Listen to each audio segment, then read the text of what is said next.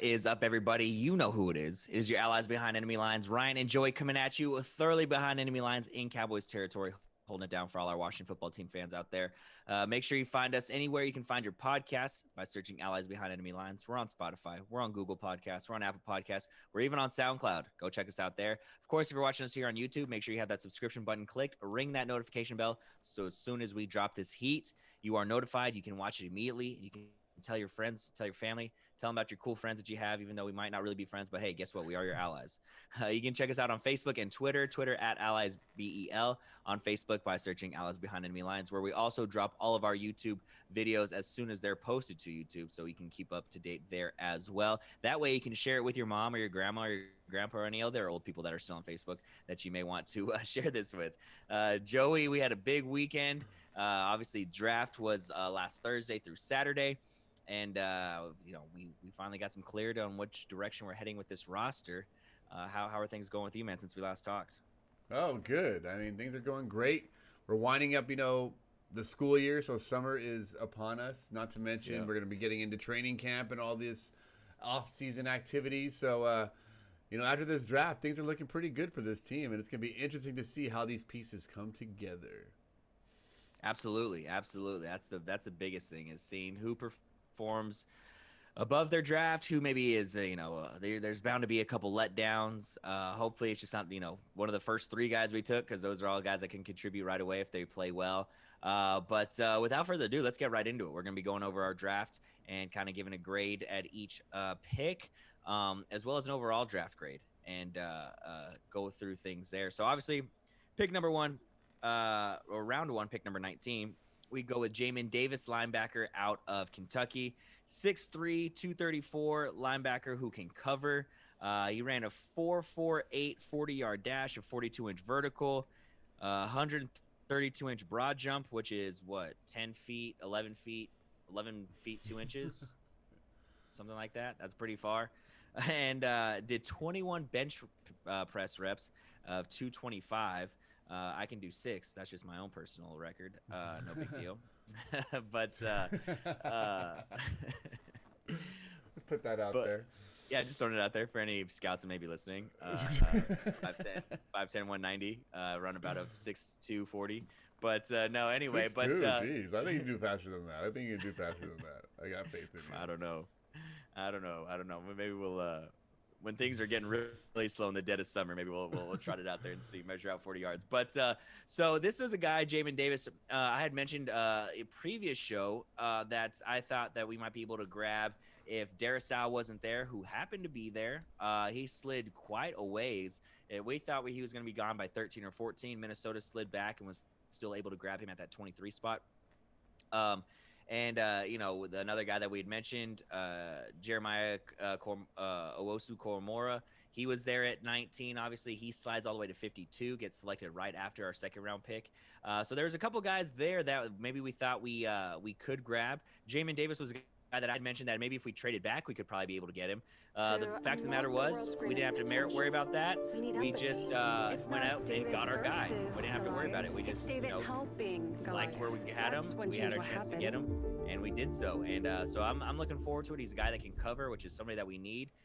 Something that we needed for our defense, which we've mentioned. If you've been listening to the show at all the last 6 to 8 months, we gotta talk about we've mentioned some how we need a cover receivers. linebacker. Which of these wideouts drafted? And we were able to do that. We were able to grab one, a very good one. Some might say, some people have said, after further review, he might have been the best linebacker in the draft. And, that's to say put him above Micah Parsons. That's putting him above a bunch of guys. And if we're able to snag what could be, again, the second, a top 3 defensive player in the draft, that's a win. So I give this grade an A for sure for this pick. I mean, almost on the sole basis alone that we have, like we've talked off the air and, text and whatnot, that our coach is an ex-NFL linebacker, our defensive coordinator is an ex-NFL linebacker. I mean, that was the number one position. I don't think I ever skewed from that decision. Yeah. I always thought linebacker was the position we should go for. And as who might have judged, like I said, obviously they thought the same thing. And they went out there and found their guy, because a lot of guys were available at that time. So it looks like someone that wasn't, some people are calling a reach, because a lot of them had projected like in the 30s, the mid to late 30s as far as their overall ranks of players and where they thought they should go. But with his athleticism, a lot of knocks on him were things that I don't think is going to be a big difference when he plays with our team. And with the front line we have, it's going to allow him to just be athletic and chase and react to the ball. That's basically all he's going to have to do, and be able to play sideline to sideline and just kind of be out there and use all that athletic things, all those athletic gifts you just talked about, his ability to run fast and react and whatnot. So it's going to be interesting to see. It's kind of exactly what we needed there. Someone right there in the middle that can kind of help out and just kind of, clean up what our defensive line is not stopping there. So I'm really glad that we addressed that position. I totally give it an A. Didn't know who it was going to be. If you did research on this guy, as I did a little bit, all linebackers obviously that were projected high, he was more schemed to 3-4 linebackers. So I didn't really rank him higher, but he is inside. So I'm sure he could easily transition over to the inside 4-3. So again, A there. Yeah, absolutely. Like you said, position that we needed, position that we both said that needed to be addressed early, and it was. So we move on to the second pick of the draft, round 2, pick 51, and we select Samuel Cosme, tackle out of Texas. I don't know if I had to talk. I don't know if I talked you off the ledge, but I had to do some hey, it's gonna be all right. It's gonna work out. There was no chance. I didn't think he was gonna be able to. I didn't think he was gonna fall there. I thought he was gonna be in the 40s. That's where I always saw him mocked, was in that 40 to 45, 47 range. And I just didn't think there was a chance that we'd ever get our hands on him at that spot. Can play both tackles, left tackle and right tackle. Did play both tackles spots at Texas. The one weakness they said is he might be a little slow to get off the ball, which, in today's NFL, those DNs, I mean, those guys are downhill sprinters coming off that line. There was a graphic they put up the other day of comparing Derrick Henry and Von Miller and how their measurables, whether it's the vertical, the 40-yard dash, the height, weight, everything was almost identical. So, I mean, you have freak athletes playing on the end. I mean, we have 2 freak athletes playing on the end for us, so we know exactly what that's like. So if there is one weakness, it's his get off of the ball. But again, a guy that we can play at both sides of the line, both ends. And it looks like he's going to start off as a left tackle, and they're going to kind of let him grow and see how he can do there. So I give this about a B+, just because, like I said, that weakness of being a little slow, that could prove costly. But I'm willing to give this guy more than a fair shot and let him do his thing, let him work. They said he's great with his hands and he moves well. They said he almost moves like a big tight end, so he's athletic and he's agile.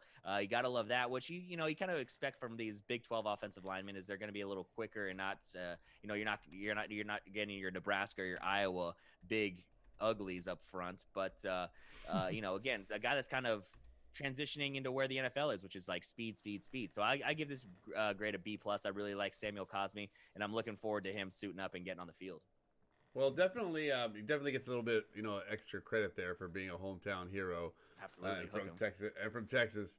And I don't know if you remember, I saw the highlight recently of him catching the pass and running for the touchdown. So we know how athletic the guy is. So I mean, hopefully he can work out the kinks and whatever fundamentals or techniques that he might have that's not allowing him to get off the ball and be able to, be a successful tackle here in the NFL. But as you said, there's freak athletes in this league, and one thing that that he has and carries that title is I heard a lot of was that plug and play. He's a plug and play left tackle. You can sit there and plug him in, and he's gonna be able to play right tackle, he said, or left tackle. So that's definitely someone's gonna come in, and knowing that we already have Drawn Christian already there, and I think it's gonna also create to the culture that Ron Rivera always preaches, which is competition. So obviously there's going to have what it ensures is that they're not just handing the job to Jerron Christian. There's going to be a competition there, and there's going to be someone that's there that's actually deserves to be there. And what's even more interesting now is that we as this late breaking news, not even that late breaking, it came out today about Charles Leno Jr.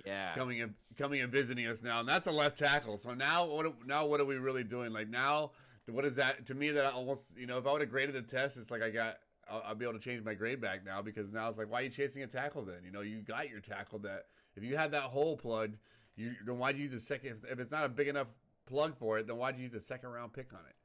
And to me, there's again, You could have got Jock there. You could have had two. You could have done exactly what the Cowboys did and had two young linebackers come in. And I'm telling you, what do you think is going to have more of the impact? This left tackle, or especially knowing that we're having another depth, because I looked at like right now, it's almost as depth versus someone that could come in and make an instant impact in the second round. I think we had the opportunity to if it wasn't Jock, I think there's other players on the board that could come in and make an instant impact on our team. So I get the pick a seat.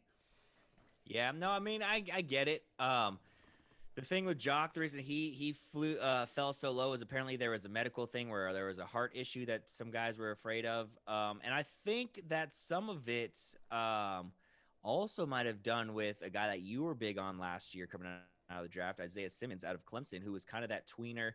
Is he going to be a linebacker? Is he going to be a corner? Is he going to be a safety? He's big, he's fast, not quite big enough to be a linebacker every down, not quite fast enough to be a corner every down. And he played a decent amount for the Cardinals, didn't start a whole lot, wasn't on the field as much as they thought. So they call it an overhang linebacker. So I think, I wouldn't even call it the lack of success for Isaiah Simmons, but just kind of the I don't know, the ability to fit him in and find a true spot for him. I think that's what led to Jeremiah Owusu-Koramoah falling. But again, just like, we stated, if our defensive coordinator and our head coach saw a linebacker they liked and you got to trust it, well, then if they saw a linebacker they didn't like, you got to trust it, right? You know what I mean? And the Charles Leno thing, just a heads up, I'm probably going to call him Jay Leno like at least once or twice when we start talking about him if he gets signing, just because that's how my brain works. But the Charles Leno thing, that's a guy that has started, every game for like the last 6 years or something like that for the Bears. You don't expect guys like that to just come up free agency. So now how I look at it is, if we bring him in, now we got our bookends on that offensive line. We got Leno on the left, Cosme on the right.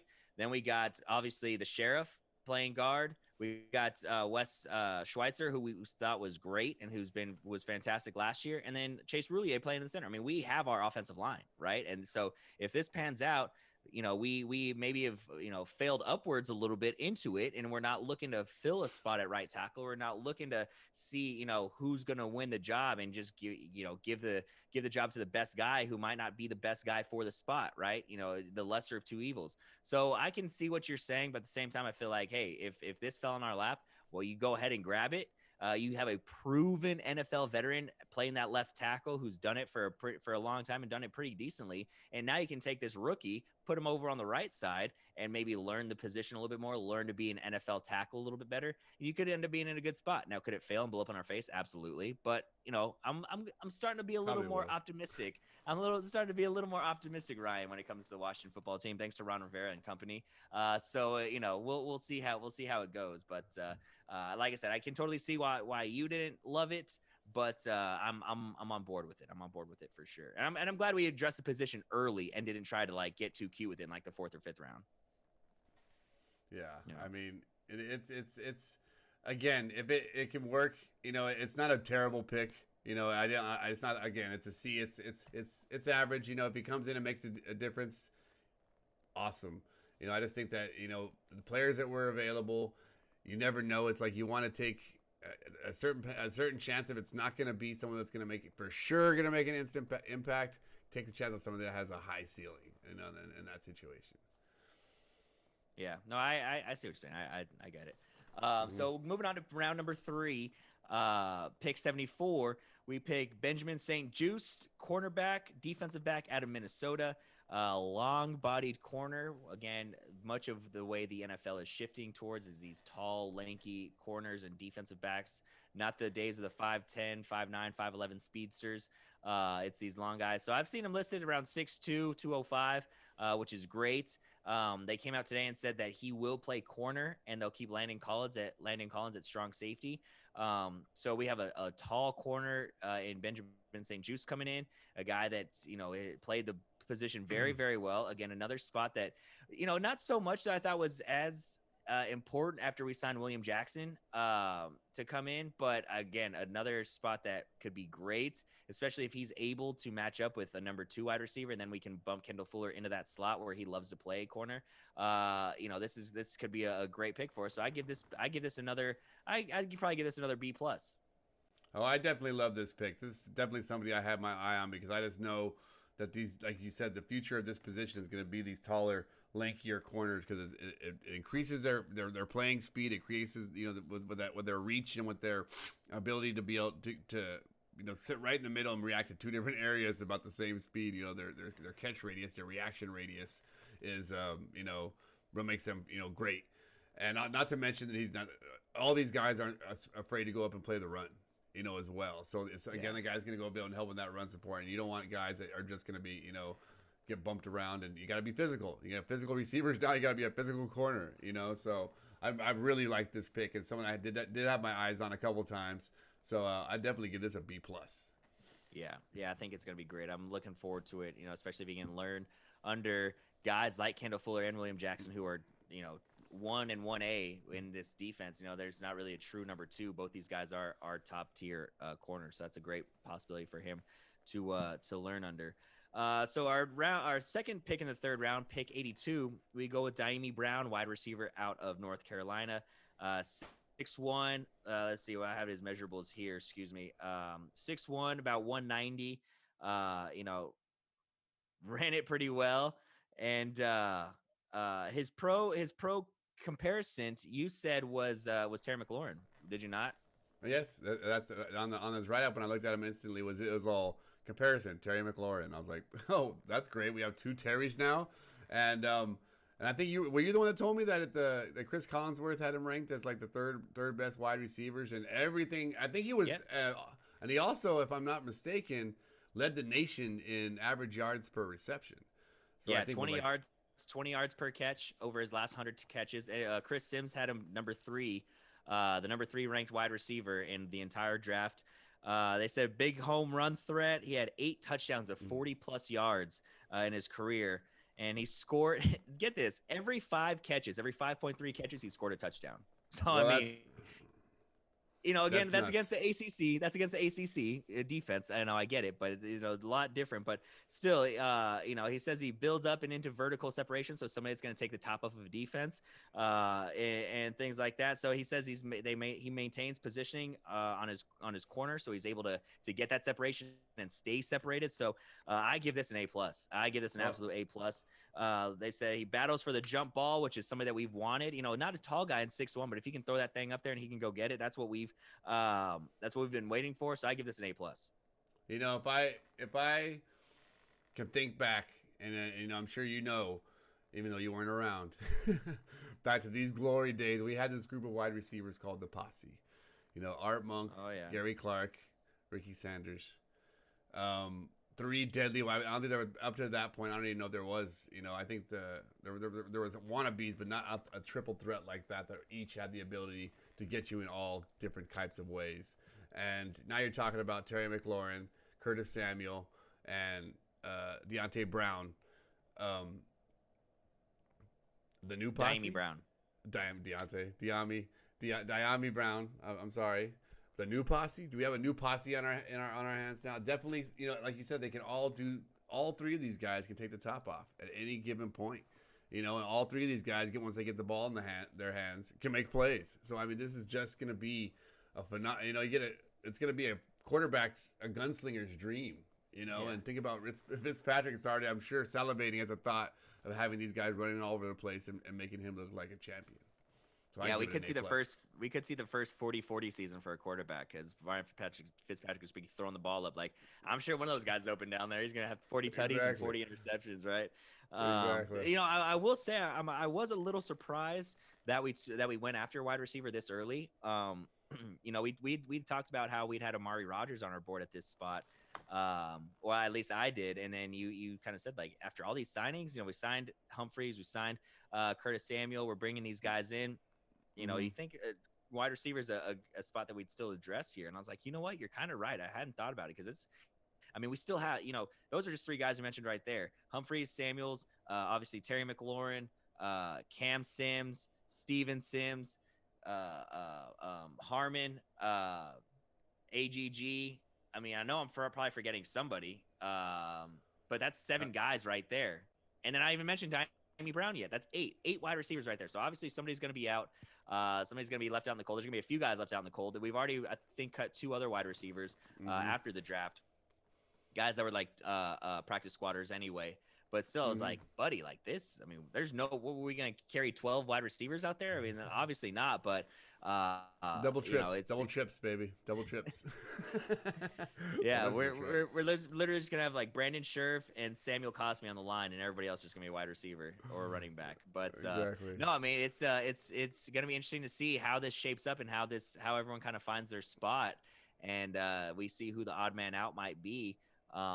But you know, I love it. Like I said, if he can be a day one starter, if he's, you know, number 2 on the other side of Terry McLaurin with Curtis Samuel in the slot, it'll be interesting to see. But this offense is going to be dynamic regardless. With, you know, you mentioned 5 of those guys that I mentioned. It's going to be a dynamic offense. So I'm really looking forward to it. Yeah, it sounds like the endless supply of receivers, a lot like a Super Bowl champion team just had. Yeah, no, that's a good point. Very good point. Round 4, pick 124. John Bates, tight end out of Boise State. He's a blocking tight end. Pro comp would be Jeremy Sprinkle, a guy that can catch the ball a little bit. A guy that is probably mainly used in the blocking scheme, a little bit slower, not quite as agile as Sprinkle. His fingers aren't as sticky as Jeremy Sprinkle's. Just kidding. That was another theft joke. But he's gone, man. Let it die. Let him die. He's gone. And it was like 5 years ago. You know what I mean? It's like it's getting super bad. People don't forget. You're a thief, Sprinkle. You're a thief. But no, I digress there. Jeremy Sprinkle, still got lots of love for you. But this one was a bit of a shocker. There was a couple other tight ends that were still left on the board that we felt like we could have gone after that were you know, more of a I guess threat, or even just better scouted, better, you know, higher rated. I think you're the one that said he was rated as a 7th round pick or even an undrafted free agent. We got him in the 4th round. So with that said, I think I gave it as soon as they made this pick, that's when I was like, okay, they're drafting for need. They're not drafting best player available. They're not drafting, you know, they're only drafting for need. I mean, they're not even drafting best player available at that position with this pick, right? They were literally just drafting, all right, we need a blocking tight end. All right, let's go get him. And that's what they got in John Bates. So I'll give this a C-, right on the border of like a D+. But you know, like I said, there's other guys that were still on the board that I felt like could have been game changers. Kenny Yeboah, my boy out of Ole Miss, who he ends up going to Minnesota, I believe, somewhere like that. I forget where he signed. So yeah, D+ for me with John Bates. Yeah, I mean, I definitely was surprised by this pick. Definitely with the type of players that are around, and as you said, tight ends at that time. I think it was it you or I read that some people ranked him with the second best hands behind, you know, Kyle Pitts. Yeah, that's right. Yeah, exactly. The second best pass catching tight end behind Kyle Pitts. And then Chris Cooley ranked him second or third best tight end as well. So I was like, if tight ends think he's pretty good, again, Chris Cooley's going to have that hometown bias. But yeah, I mean, we already have this guy. Remember, we already have this guy out here who we think's a freak athlete. You know, this what's his name again? Sammy's Reyes. Sammy's Reyes, yes. So between, you know, him getting the ball in his hand and this guy, or even just a double blocking tight end with between those two guys, I think it's going to be, you know, I think we're going to have a very unique tight end group. And so you pair that with our wide receivers, and I like the concept. Again, I think we could have got this later in the draft and got something better. I think that's the only knock. I don't like. It's like I don't like the guy, and it's just where we got him. So I would give this one a D, just based upon where we got him. Yeah. No, like you said, if guys that played the position like him, you know, maybe you got to give that some merit. But otherwise, you know, going to continue to kind of be disappointed until he proves us otherwise. Pick round 5, pick number 163. Thought maybe we might be able to go quarterback here. We did not, but we did go a safety with Derek Forrest out of Cincinnati. Not quite as big as some of these other guys. He's about 5'11", right under 200 pounds. Did run a 4.4140, so he's a speed guy, and he also put up 22 reps on the bench press at 225, which is pretty impressive for a guy that size. 11-foot broad jump, 39-inch vertical. So those are just some of his measurables. Looks like he's going to be more of a special teamer type guy, which to me was a little, again, puzzling. Don't get me wrong. We've always said special teams stinks. Our special teams stinks, mainly the field goal kicking, but also there's some other things that we can do in special teams a lot better. So he's going to be one of those guys, again, depth, speed. So he adds those. I'll give that, like I said, it's really neither here nor there for me. I guess a C- is what I'd put it, because it's not quite average. If you're drafting a special teamer, I mean, we've seen guys like, who's the guy from New England, Slater. I can't think of his first name, Slater, but he's like one of the top gunners. Matthew Slater. Is it Matthew Slater? Might be Matthew. Yeah. I know it's not AC, but so again, I don't know if drafting a special teamer in the 5th round, but is a big need. But like I said, they were obviously drafting for need, not best player available, so that's what they did, and that's where I landed with the C- grade. Well, I had an average, in rating on him. That just kind of looking at what I've read, didn't know a lot about him. That he definitely will, definitely get burned on a double moves and whatnot, because he's going to be chasing the ball, going for that big hit, is what it looks like. But until today, actually, this morning, as I was drinking my coffee, going through Twitter, I saw the takes. It was like they had like film of him in practice and like little things he was saying, and he was hilarious. I mean, he was just a hilarious guy. There's a guy sitting out there. Those little trunks that they usually run in when they run the 40. Those guys now they're like basically like in underwear out there. But it was a guy like in shoulder pads and a helmet. And those little shorts on. He went out there and said, "Man, put some pants on. You're out here looking like a toddler."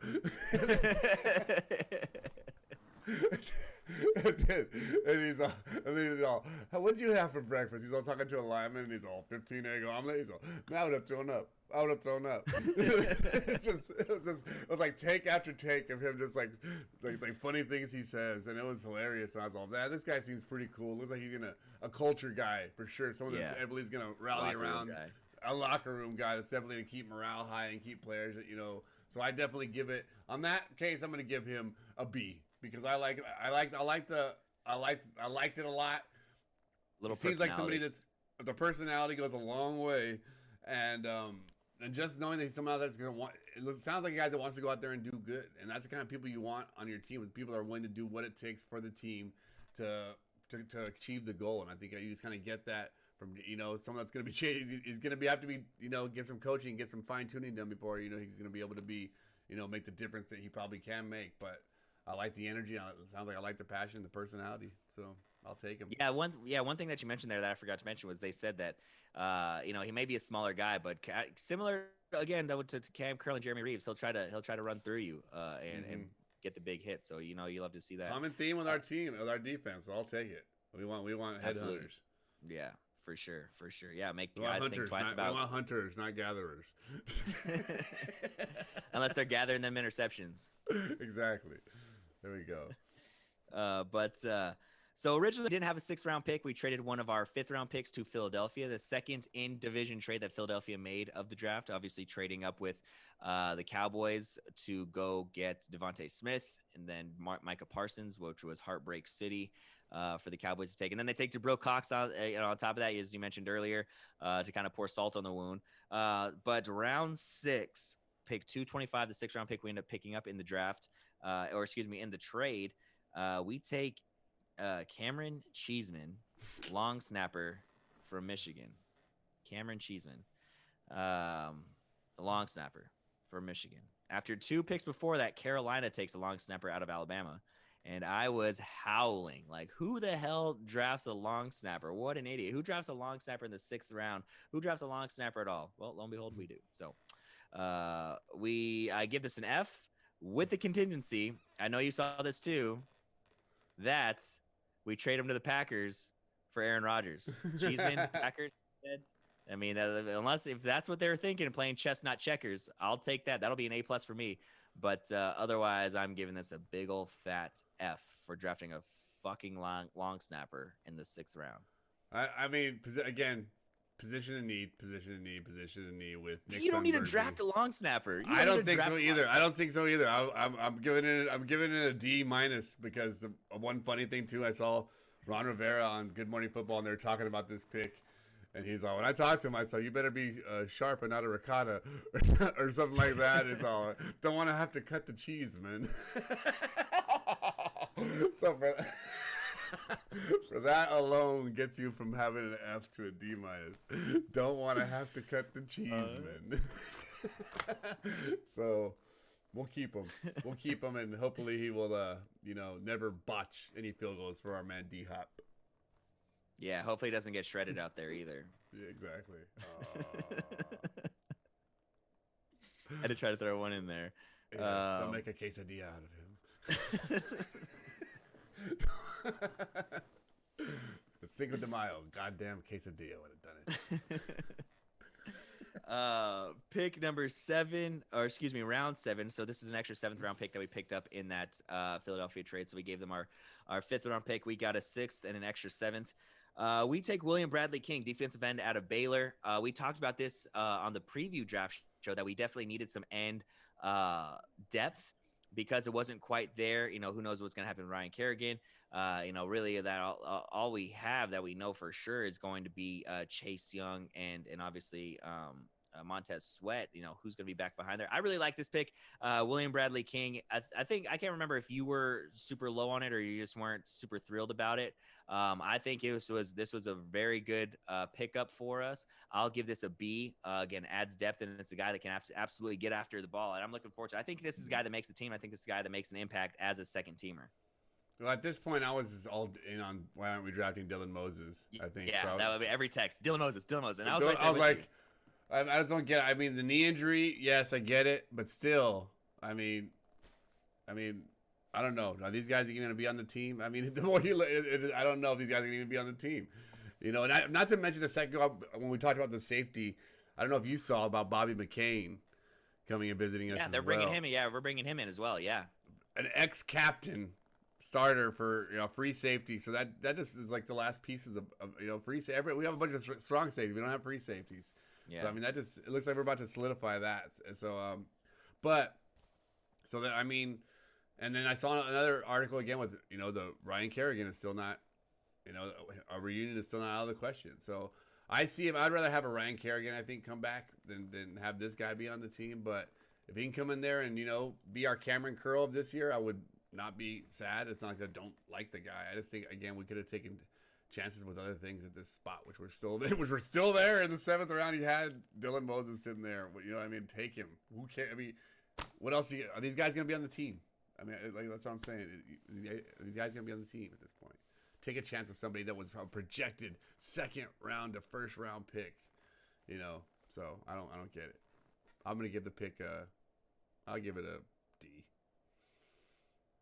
Okay, yeah, that's fair. I get it. So this next pick, round 7, 246. This guy, I will put my reputation on it. I will put my position as a host on this podcast against it. Shaka Toney will be a member of the Washington football team week 1, and he's going to be a contributor. Shaka Toney, like I said, round 7, pick 246, defensive end out of Penn State, 6'2", 242, long 33-inch arms. Ran well, has a lot of strengths. I was surprised when we drafted him. I even told you, I texted you, I said, holy shit, that's a fat W. I had no idea he was even still on the board. I think he was projected like a 5th round pick or something like that. He was projected much, much higher than a 7th round pick. He was a team captain at Penn State, which is obviously great. They said he stays low when coming off the ball, which is great. Lateral movement is fluid and sudden, which is good. So it sounds like he gets around guys really, really well. So he can close in on running backs when they're trying to run away from him. And they said he hides his numbers so tackles can't get a square punch. I mean, he kind of dips and dives a little bit there. The knocks on him is he just can't cut really well, which, I mean, if you're a defensive end, I don't know how much you're really cutting anyway. And the biggest knock they said is he doesn't always play with optimal juice and energy. Well, I guarantee you, he gets on this defense, that's going to change. That's one thing. Like if you have any desire to play football, if you can't play with ultimate juice and energy on this defense, then you're done. Then you're not going to find a job anywhere, not just in the NFL, but anywhere. So I'm looking forward to Shaka Toney. I think he will be a good second teamer for us, and I think he's going to be a contributor and a guy that we realize. I think I'm not going to say he's going to be our Cam Curl of this year, but he's going to be a guy that when we look back, like, holy shit, that was a steal. So I give this a B. Well, I hope Shaka Toney sucks it to me, because I don't know what I was gonna say there. I don't know. His name is so it craves like pun, the Shaka Toney, Shaka Boom, but boom Shaka Boom, boom Shaka Toney. I definitely saw the tweet that he put out that he's already loving the reception he's getting from the Washington football team fans, and so anyone like that's happy and excited, I'm happy and excited for, and give them an opportunity. So I don't know a lot about the guy, but from what you said and from what the brief things I read about him is that he's a guy that can possibly come and make an impact as a gap guy or a rotation guy, and again with this defense.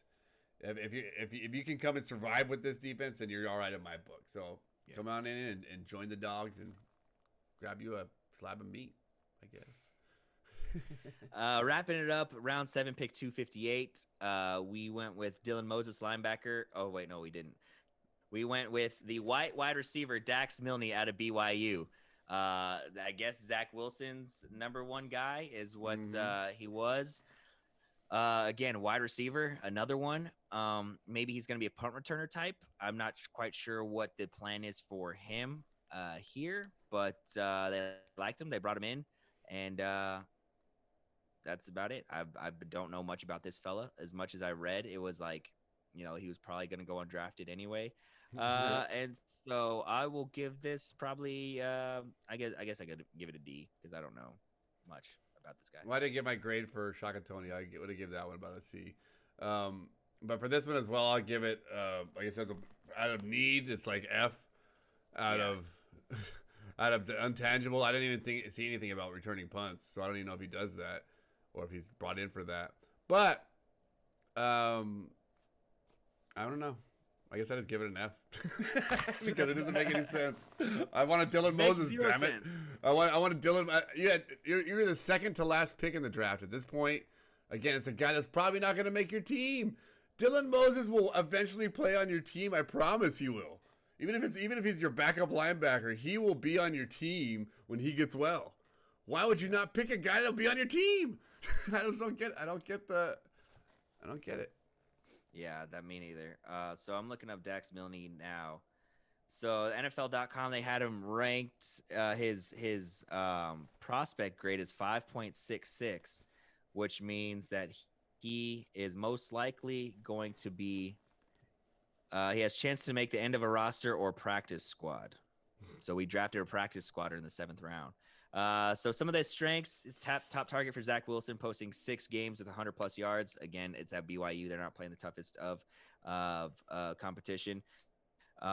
Possesses adequate athleticism, repeatable route movements to help disguise intentions. Okay. He creates early leverage with wider inside release, capable footwork, good track, adjust and focus as a pass catcher. 73% of his pass catches went for first downs, but I feel like Curtis Samuel, Adam Humphries, a lot of these other guys that we brought in can do that just as much. We'll put in some work in the run game as a blocker. Not interested in that. And then some of his knocks or catchable throws outside of his frame can elude his grasp, so he doesn't make the spectacular catch, and he lacks play strength to win catches in tight quarters. So I don't know what this guy was brought in for. We shall see. He's probably not going to end up playing for us anyway. It said that the Jets were actually looking forward to signing him as an undrafted free agent, but instead we took him pick right before Mr. Irrelevant. So again, F there. So overall, I want to give this grade about a B plus because the top end was very good. The first 3 picks, very, very good. Got a little shaky there in the middle. I'm very excited about William Bradley King and Shaka Toney. And then, like I said, obviously the Dax Milne, the Cheeseman pick, not a huge fan of. So yeah, I give this draft about a B plus. I look forward to it. Like I said, the first the first 4 picks. Jamin Davis, Cosme, St. Juice, and Dimey Brown, I think are all home runs. I think they're great picks. So I think that kind of lifted this up. That wrecked the curve a little bit for the or helped the curve. Which one is it? I don't know. You're the teachers. When the top half brings up the rest of the bottom. It helped the curve, obviously. Okay, helped the curve. If not, there would have been no curve. It would have all been bottom. But I agree there. I mean, did I talk about it last time about our last 20 drafts and looking at the picks of guys that actually made the team? I think I did. Either I was winning to if I didn't. But if you get 4 guys that are going to be on your team from a draft, that's the most successful draft we've had. That will be the most successful draft we've had in the last 20 years.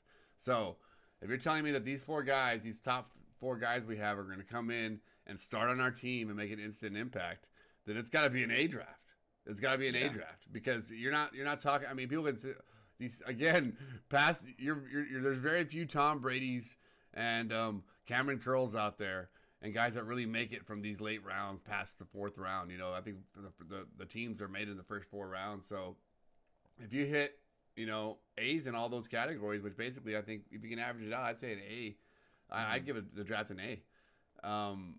You're going to have your picks that, it's almost like those tests you take in school that really don't mean anything in those last couple picks. It's like, I guess, we can just guess, I guess. I don't know.